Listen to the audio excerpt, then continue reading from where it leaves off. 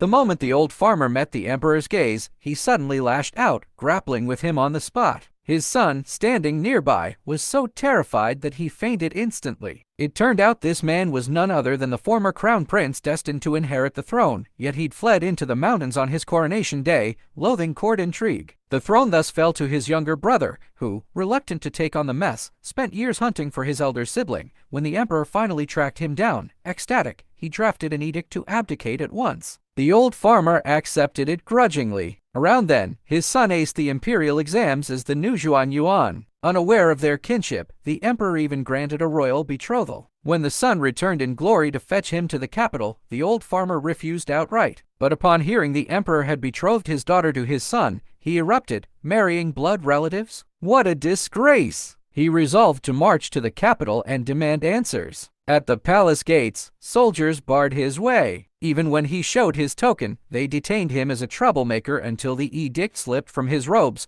sending the soldiers to their knees in terror. He crossed paths with his son en route, ordering him to break the betrothal, but the son hesitated. "I'll handle it myself," the old farmer faced the emperor and end this. Before entering the palace, his son insisted on a feast to honor him. In the restaurant, the son was suddenly struck with diarrhea and rushed to the privy, and the old farmer soon felt the same. A snobbish waiter, eyeing his shabby clothes, tried to chase him out only to be scolded by the returning shopkeeper. Offered pastries as an apology, the old farmer took a bite and scoffed, "No wonder you're going under." He pinpointed flaws in the recipe then and there. The improved version, wafting with aroma, drew a crowd and even won the female shopkeeper's admiration. Returning, the son mistook the woman for a new stepmother. Onlookers, recognizing the Zhuan Yuan, knelt in deference. The commotion lured Zhang San, the prime minister's son. He and the princess had been childhood sweethearts on the cusp of betrothal until the Zhuan Yuan stole her. Marching over to provoke, he jeered, Zhuan Yuan cavorting with a woman in broad daylight, told she was his stepmother. He feigned an apology, then presented a servant's sword to insult him.